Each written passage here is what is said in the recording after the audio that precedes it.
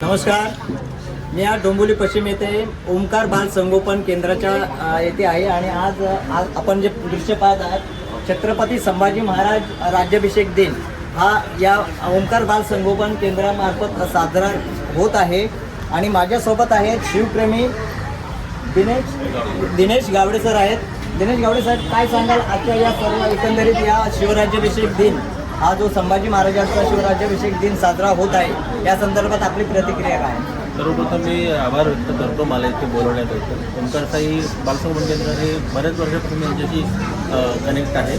खूप चांगले उपक्रम असते त्यांचे, म्हणजे मुलांवरती चांगल्या पद्धतीने संस्कार घडवण्याचा त्यांचा प्रयत्न असतो. त्यातलाच हा एक उपक्रम आहे. आता छत्रपती शिवाजी महाराज, छत्रपती संभाजी महाराज यांचं कार्य अखंड हिंदुस्थानासाठी फार मोठं आहे. मुला त्यांची आठवण वेळोवेळी आपण त्यांच्या कार्याची आठवण काढणं हे गरजेचं आहे आणि अशा कार्यक्रमामधून ते होत असतं आणि त्यातून मुलांमध्ये चांगले संस्कार देखील घडत असतात. आजचा दिवस हा छत्रपती संभाजी महाराजांचा 345वा राज्याभिषेक दिन आहे आणि तो साजरा करण्यासाठी मी सगळे जमलेलो आहे. काय सांगाल या मुलांना आता आपण पाहत आहात मुलांसाठी तर फार महत्त्वाचं आहे म्हणजे हा आजचा दिवस.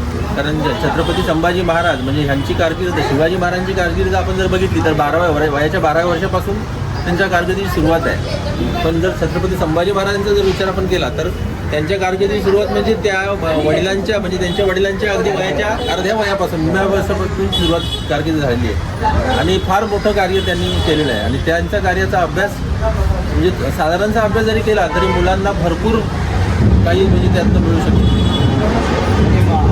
शिवाजी महाराजांच्या पावलावर पाऊल ठेवून शिवाजी महाराजांनी जी कामगिरी केली त्या पद्धतीने फार मुलाची कामगिरी आणि त्यांनी फार कमी वयात त्यांना 14 भाषा येत होत्या. म्हणजे आपण आता बोलतो मराठी बोलतो, घरात बाहेर गेलो तर हिंदी बोलतो, इंग्लिश म्हटलं की आपल्याला आपला शाळेतला पेपर आठवतात.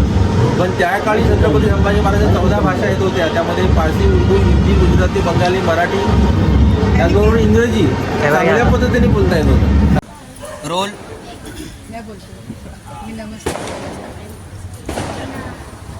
नमस्कार, ओमकार बाल संगोपन केंद्राचे व्यवस्थापक आहेत. काय नमस्कार, माझं नाव अनिकेत आहे. मी गेली 5 वर्ष या संस्थेवर व्यवस्थापक म्हणून काम करतो. आज आपल्या संस्थेमध्ये संभाजी महाराजांचा राज्याभिषेक सोहळा आपण साजरा करतो. कारण असं की आजच्या पिढीला संभाजी महाराज हे फक्त पिक्चर आणि याच्यापुरतीच माहिती, त्यांची पूर्ण माहिती आणि आपला इतिहास मुलांना कळावा यासाठी आज आपण हा कार्यक्रमाचं आयोजन केलेलं आहे. त्याचबरोबर आपण दिनेश गावडे सरांचं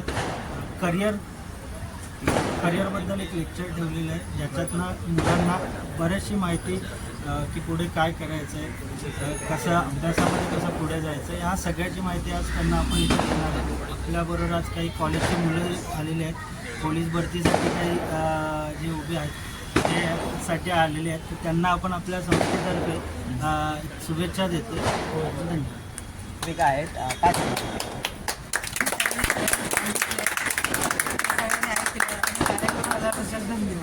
दुसरे शिवप्रेमी आहेत, आता परिचय द्या.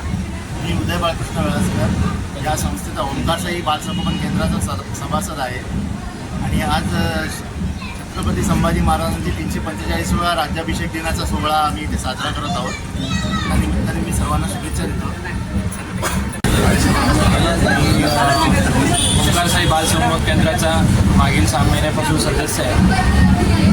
तर या ठिकाणी आल्यानंतर मला प्रथम ज्या दिवशी आलो मी त्या दिवशी माईंशी संपर्क झाला.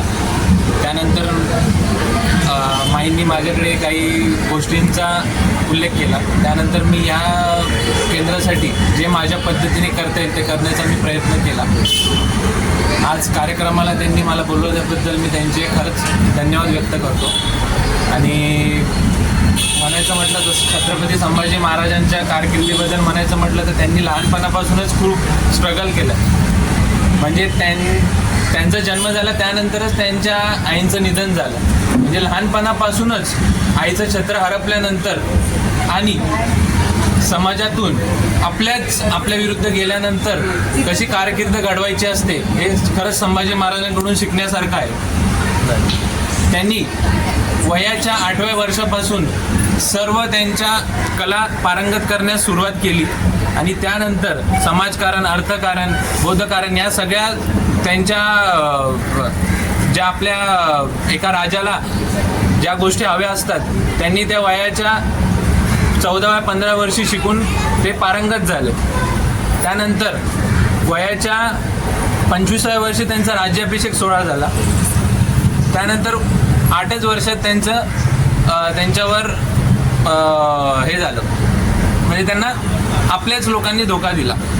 पण त्यातूनही त्यांनी समाजाला एक शिकवण दिली की लढाई करताना किंवा स्वारी करताना एक म्हणजे इथल्या विद्यार्थ्यांना मी सांगू इच्छितो की स्वारी करतानाही ते असं एक त्यांचा किल्ला निवडायचे की त्यातून पुढच्या 10 वर्षांचं मराठा समाजाचं भलं होईल किंवा पुढच्या ज्या 8 गोष्टी असतील त्या आपल्याला काबीज करता येतील. तसंच लहान पोरांनी पण आपल्याला ज्या विषयात आवड आहे त्या विषयाला जर पकडून त्याच्यात करिअर घडवलं तर आपल्याला समाजातील बाकी विषयांकडे लक्ष द्यायची गरजच पडत नाही. आपण एवढे डेडिकेटेड असायला पाहिजे आपल्या आवडत्या विषयाबद्दल.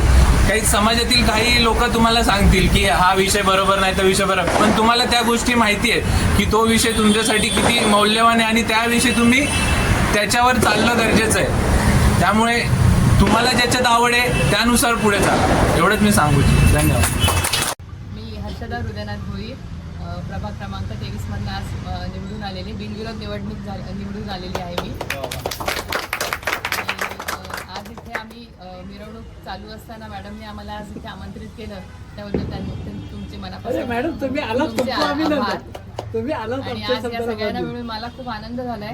परत मी नक्कीच एकदा व्हिजिट देईन. आपल्या प्रभागातून अनेक असे यांचं एक सुंदर असं एक हे आहे, ओंकार साई बाल संगोपन एक चालवत आहेत या मॅडम. अच्छा, ओंकार साई संगोपन मंडळाला माझ्यातर्फे सगळ्यांना शुभेच्छा.